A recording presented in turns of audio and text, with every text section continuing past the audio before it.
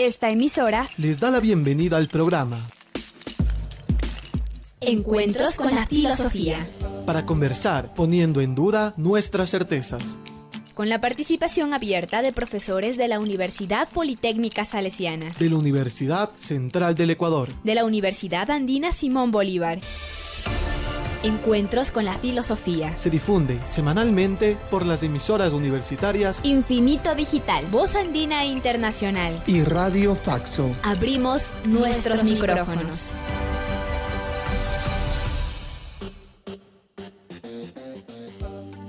Bienvenidos y bienvenidas al programa radial interuniversitario Encuentros con las Filosofías. Les saluda Edison Aguilar Santa Cruz. Es un gusto volvernos a encontrar, esta vez en la serie temática Pensamientos Andinos, una serie temática de encuentros con las filosofías que propone acercamientos a temas ignorados, poco tratados o incomprendidos por la filosofía académica, acercamientos para propiciar diálogos con estos otros territorios del pensamiento, con estos otros saberes, sentimientos y conocimientos. Saludo a Tito Chela en la cabina de Radio Voz Andina Internacional. Saludo y doy la bienvenida al docente de esta serie temática Pensamientos Andinos, José Manangón Iguago, sacerdote diocesano. Él es licenciado en Ciencias de la Educación, especialidad lingüística andina y educación bilingüe por la Universidad de Cuenca, magíster en filosofía por la Pontificia Universidad Católica del Ecuador. José Manangón, con su vasta experiencia y conocimiento en el encuentro de esta semana, nos acercará a comprender qué significan los sueños en el pensamiento antiguo. Le escuchamos, estimado José Manangón. Nuevamente, muy buenas tardes. La oportunidad de poder exponer algunas ideas, algunos criterios al respecto de este tema que en el ámbito de la cultura quichua hablante del Quilotoa es importante. El primer punto yo quisiera hablar sobre un poco el contexto digamos, de este tema. Y puedo mencionar unos 4 elementos que podríamos considerar como una especie de premisas para poder, digamos, introducirnos a esto de los sueños. El primer contexto es lo escrito por Freud, por Jung, que son autores que definitivamente han hecho su aporte en este campo de los sueños. Y me parece que sus escritos, sus teorías, sus planteamientos, o sea, sustentan de alguna manera la recopilación de algunos sueños que nosotros hemos hecho en la cultura quichua hablante del Quilotoa. El otro elemento, el otro contexto me parece importantísimo, el sentido, esa búsqueda incesante que el pueblo indígena de darle un sentido a la vida. Evidentemente, la vida del pueblo del Quilotoa es sumamente dura, de mucha escasez, ¿no? Definitivamente excluidos, con una fuerte dosis de racismo, ¿no? Y una población que está totalmente al margen de la sociedad de consumo. Esa pobreza material que nos permite definitivamente considerar una pobreza, la mayor pobreza del Ecuador en este sentido.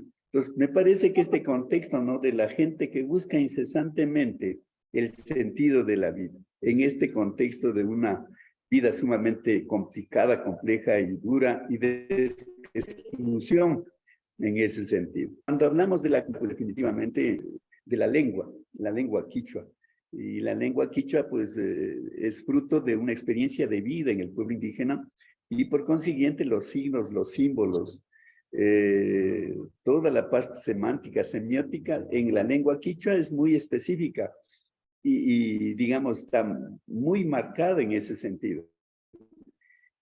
Podríamos decir que en la cultura, la comprensión del mundo, ¿no? De la realidad en que se vive, fundamentalmente del pensamiento, o sea, la lengua expresa, ¿no? Cómo entiende el mundo, cómo ha desarrollado su pensamiento en esos contextos.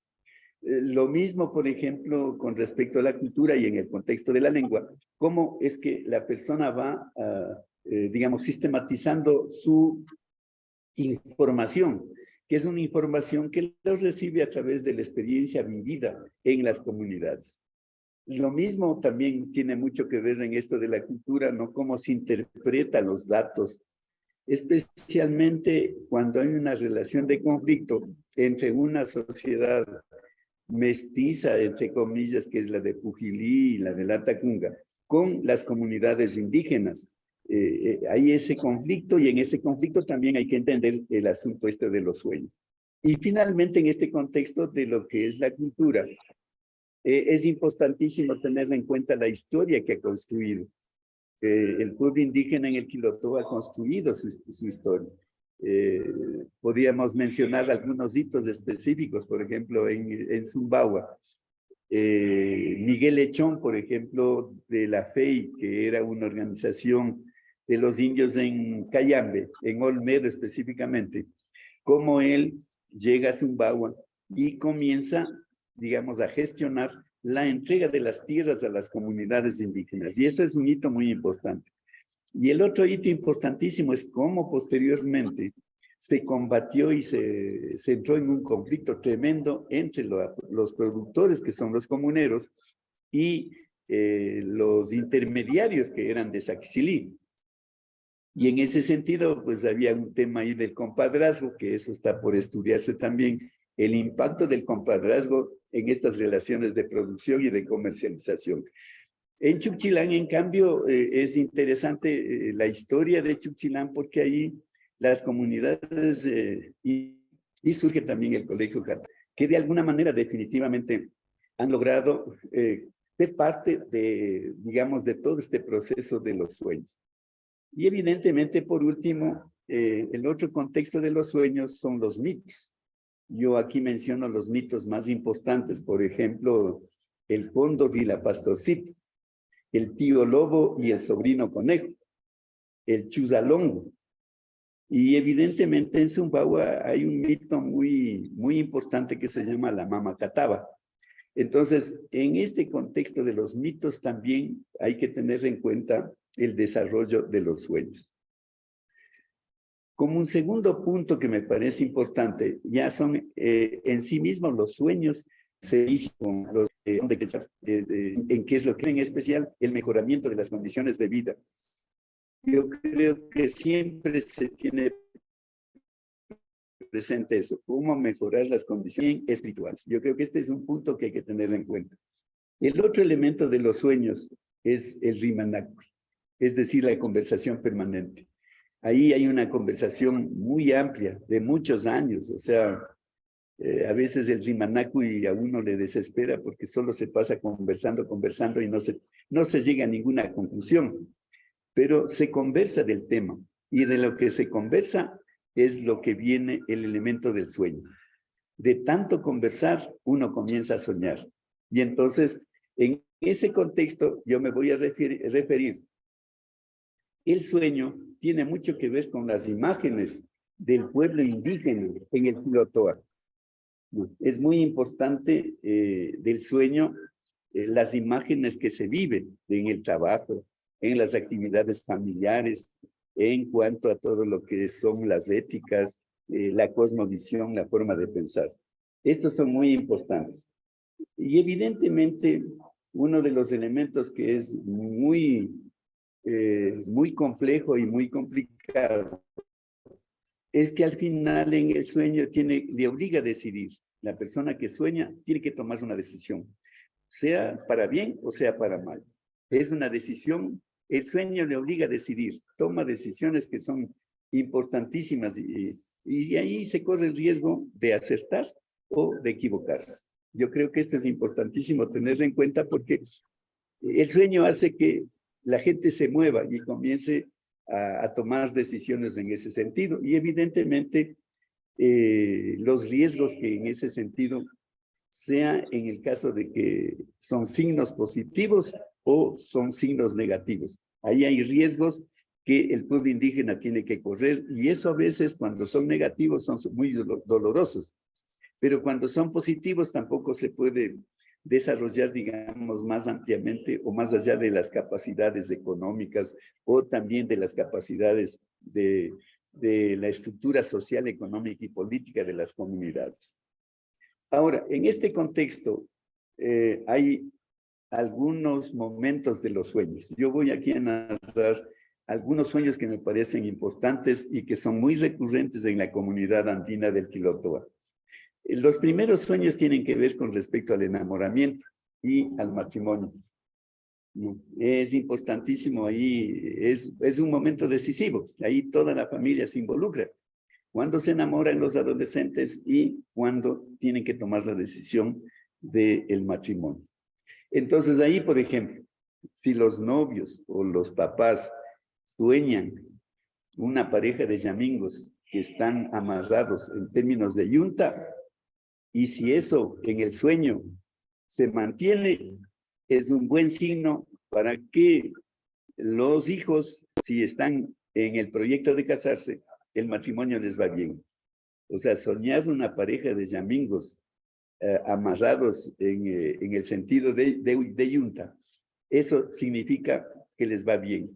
Pero si en el sueño uno de los yamingos se zapa, se suelta y cambia de dirección, entonces, por ejemplo, ese compromiso del matrimonio se para, porque significa que el matrimonio no va a dar buen resultado. Y ese sueño es, digamos, es una cosa de radicalidad. O sea, si en el sueño el yamingo se separa, el matrimonio que va a efectuarse o que han tomado la decisión, definitivamente eso va a ser un fracaso. Por eso es importantísimo entonces esto del sueño. Ahora, hay otros elementos también que junto al sueño se complementan.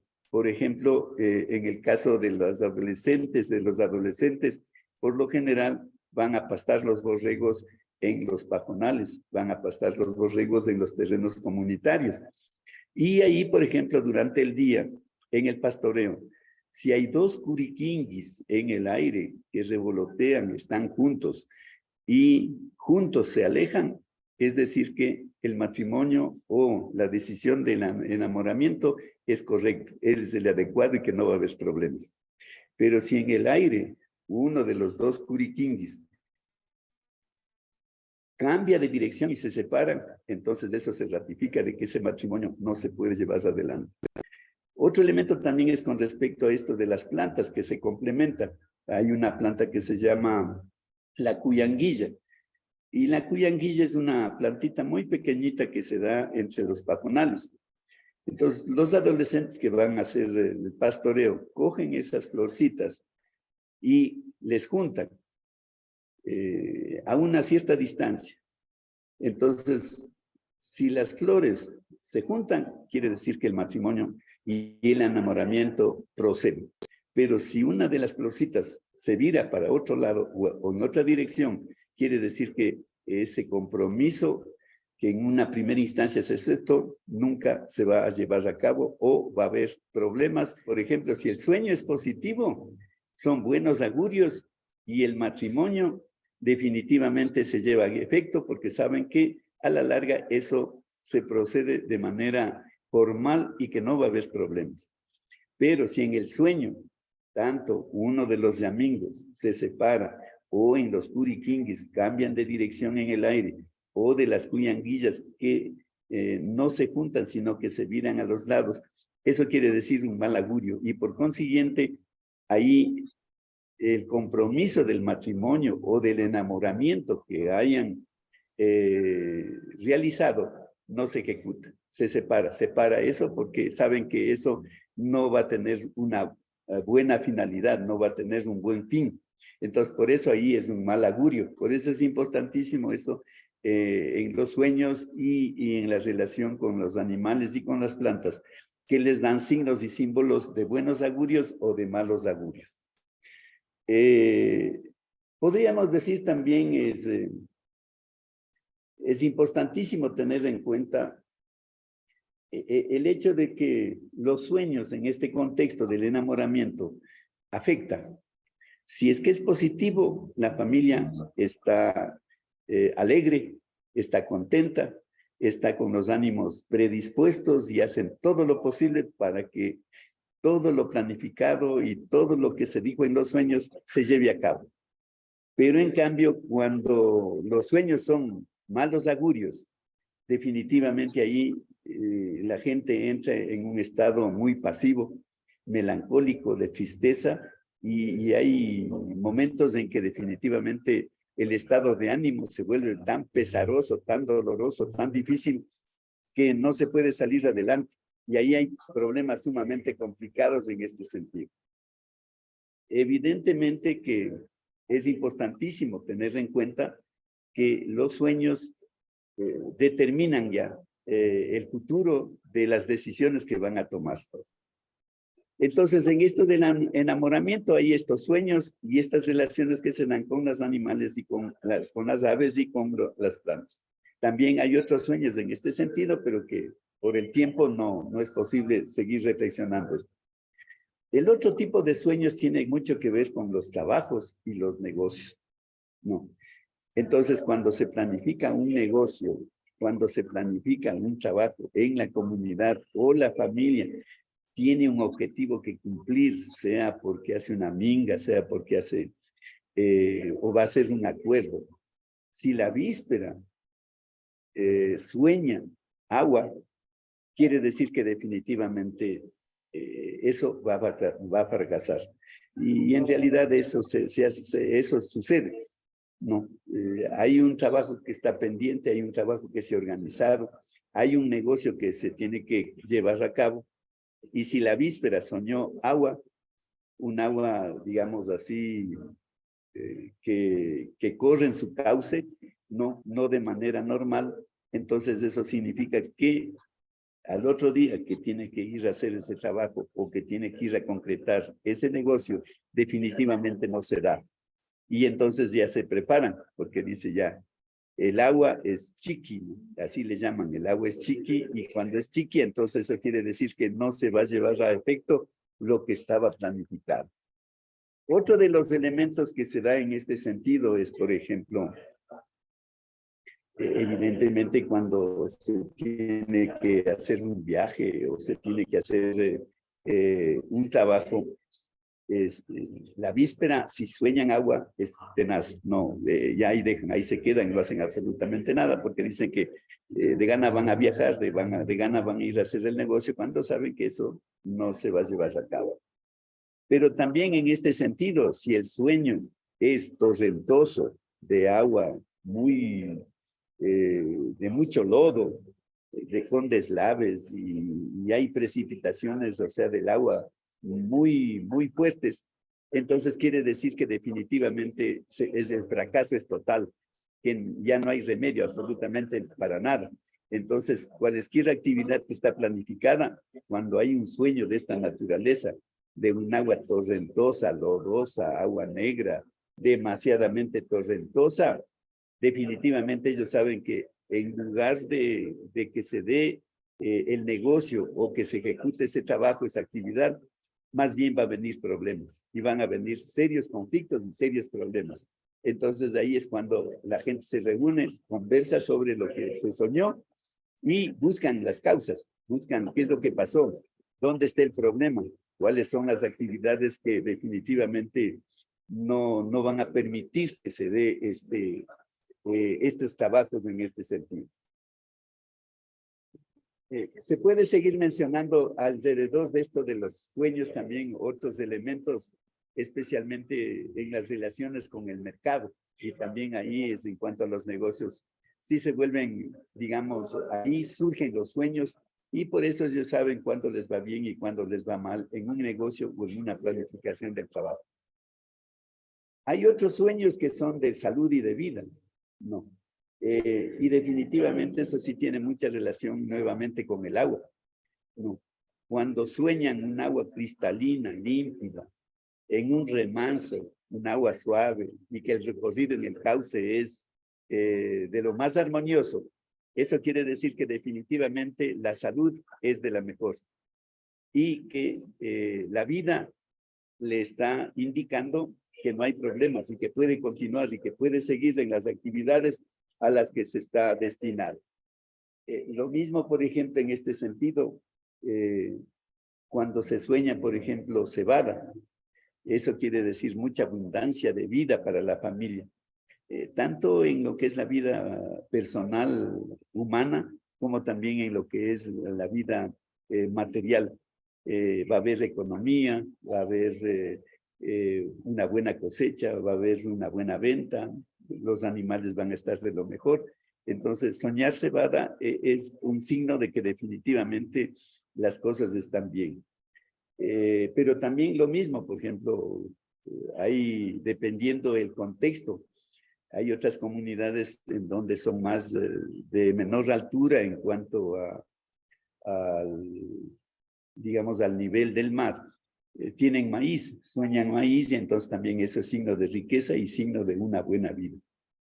Pero también hay otras plantas que en ese sentido se tienen, como digamos, por ejemplo, soñar pelando papas. Eso significa dolor, sufrimiento, y no hay nada que hacer. Se cuidan mucho en ese sentido. Cuando sueñan eso, inmediatamente ya se ponen en alerta. ¿Qué es lo que va a pasar? ¿Qué es lo que va a suceder? No solamente a nivel de personas, sino también a nivel de la comunidad, a nivel de la familia. Entonces, me parece importantísimo en este sentido. Ahora, también hay el otro elemento, por ejemplo, cuando se sueña chanchos, eso quiere decir que al otro día, de hecho, va a haber bronca, va a haber pelea, ¿no? O cuando sueñan una banda de música. Sueñan una banda de música y entonces el conflicto se presenta de lo que no hay remedio, eso, y entonces la gente ya se prepara para cómo se va a responder en una situación de conflicto. Podríamos decir que en este sentido los sueños son unos preanuncios de lo que les va a venir. Y evidentemente en ese sentido, pues la interpretación de los signos, de lo que ven en los sueños, tiene mucha importancia en ese sentido. Por eso es que los sueños, por lo general, las que mejor interpretan son las mujeres, las abuelas, las ancianas. No, por eso es que cuando los jóvenes tienen un sueño, inmediatamente hablan con los abuelos, con las abuelas, hablan con el yacha y le ponen el contexto del sueño y comienza la interpretación de los sueños y por consiguiente se preparan. En el caso de que es buen augurio, entonces se preparan para dar todo de lo mejor. Pero si es que es de mal augurio, entonces se preparan también para resistir a las fuerzas negativas que se les presentan. Y el otro elemento que me parece también es en el caso de la muerte, ¿no? Por ejemplo, cuando se sueña acostando un árbol, ¿no? Si el árbol es un poco tierno, si es un joven, si el árbol ya es adulto, entonces va a morir una persona. Si es que el árbol es joven, es un árbol infantil, podríamos decir, es que quiere decir que va a morir un niño. Si es que el árbol es joven, quiere decir que no. Es decir, soñar costando un árbol significa muerte. Todo depende de la edad del árbol.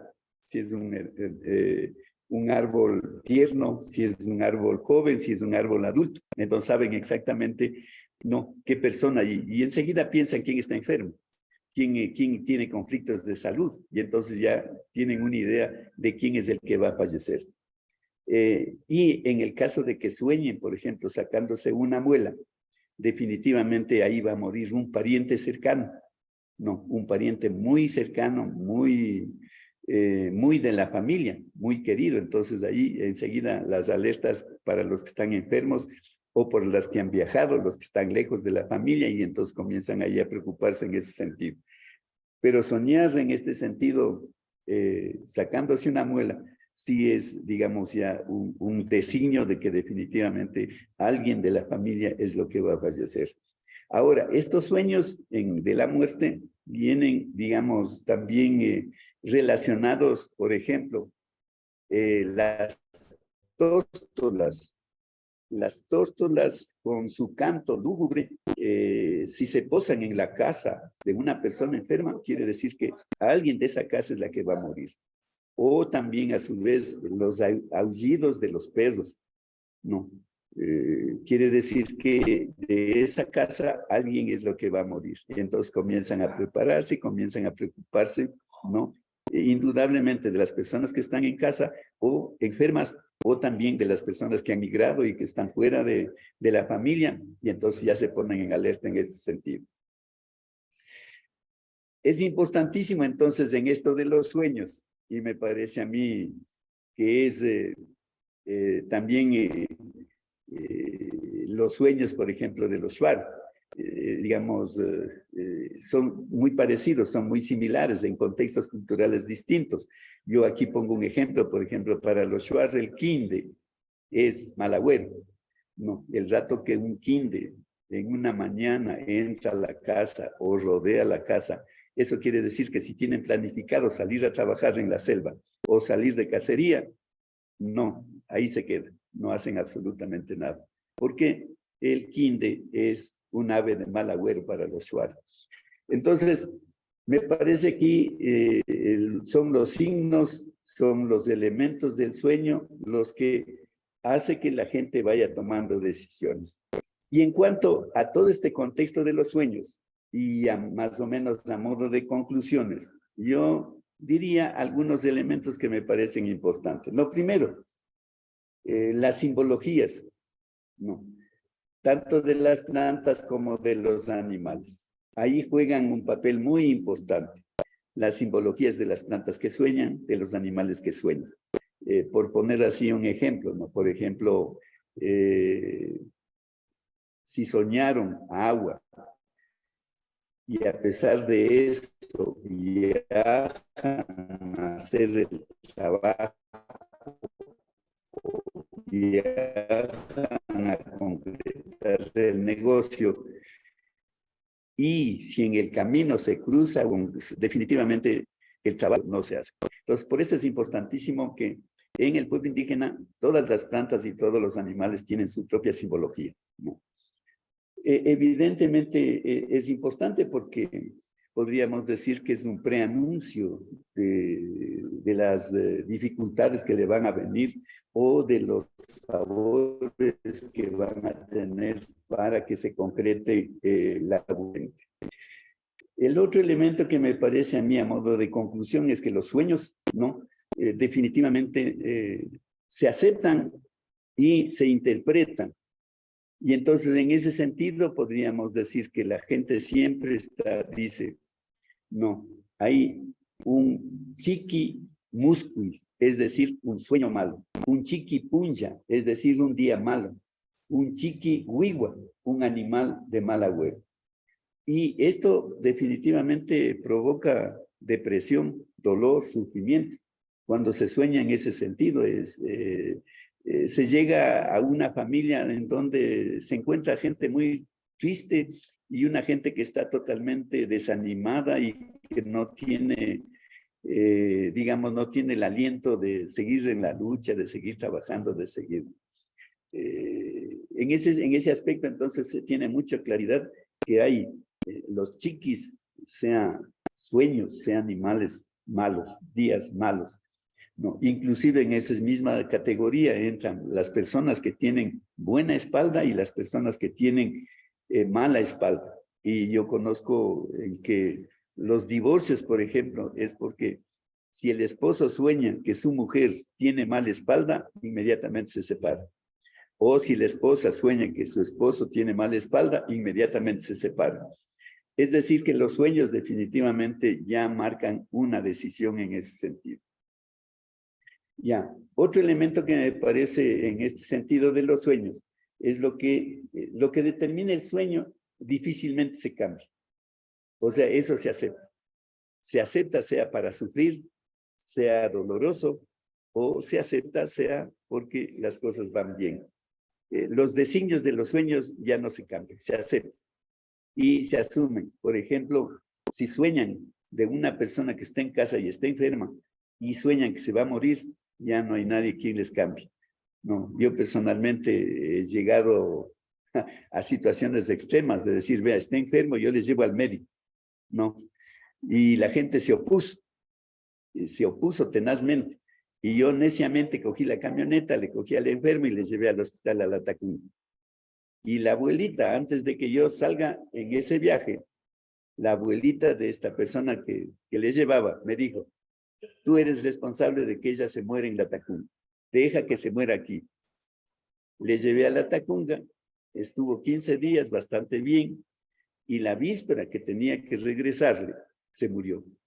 Y entonces ahí se armó un relajo porque la gente ya me dijo, te dijimos que va a morir, ¿para qué le llevaste? Tú eres el causante de todo esto. Entonces, por eso es lo que yo digo, que ya los sueños ya determinan una postura, una actitud y una forma de vivir y de pensar frente a la vida.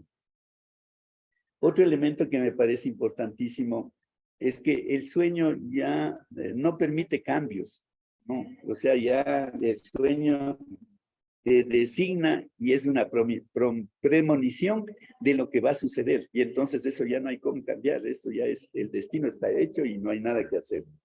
Y finalmente, en este sentido, los sueños se entrelazan en todo lo que se llama el tema de lo sagrado. Ahí tiene mucho que ver lo sagrado. Por ejemplo, los chamanes tienen muy en cuenta, ¿no? Cuando una persona llega enferma y el chamán soñó que no tiene cura, ya les avisa. No, ya él no quiere comprometerse. Dice no, ya no hay cura.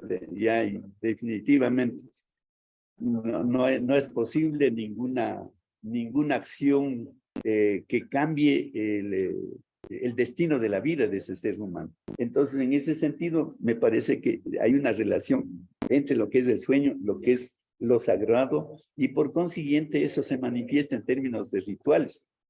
La ritualidad es muy importante en este sentido, porque sean rituales de dolor, de sufrimiento, o sean rituales de alegría, de festividad y de fiesta. Evidentemente, también estos sueños tienen mucho que ver con lo que son las costumbres. Y evidentemente con todos los trabajos y todos los proyectos de vida de la gente. Entonces, por eso digo que los sueños aquí, lo que yo estoy exponiendo simplemente es una parte muy superficial, digamos, de las realidades, pero aquí tiene mucho que ver ya la parte de psicología, la parte, digamos, de estudios más profundos de lingüística y realmente, ¿no?, del funcionamiento de nuestro cerebro, de cómo hoy en día, pues definitivamente el cerebro ya nos anuncia cosas inusitadas, cosas totalmente nuevas. En ese contexto es los sueños y una vez más creo que esta es la oportunidad para poder investigar. Hay cosas muy profundas en el pueblo indígena que son las que determinan, no son solo las leyes, no son solo la parte económica, no solamente es la parte sociológica, sino que también es la parte psíquica que al interior del pueblo indígena lo vive y su estructura psíquica es la que permite, digamos, sea crecer en términos de condiciones de vida, de calidad de vida, o también la resistencia que se opone a las normas y leyes que el Estado va indicando o va señalando. Por eso creo que este es otro de los temas profundos a investigar. Muchas gracias, José Manangón, por esa sucinta explicación de cuál es el significado de los sueños en el pensamiento andino. Invitamos a todos y todas a volvernos a encontrar la próxima semana en la serie Pensamientos Andinos con el tema Conflictos con el Estado. Concluimos este encuentro semanal con las filosofías, con nuestro agradecimiento a ustedes, radioescuchas, al invitado de esta semana, José Manangón, y a Tito Chela en la cabina de Radio Voz Andina Internacional. Recuerde, recibimos sus comentarios y sugerencias al correo electrónico encuentrosconlafilosofía@gmail.com. Hasta el próximo encuentro con la filosofía. Agradecemos su sintonía a Encuentros con la filosofía. el programa que impulsa el filosofar como acción compartida desde las radios universitarias. Les invitamos a compartir las próximas emisiones de Encuentros con la Filosofía por esta emisora.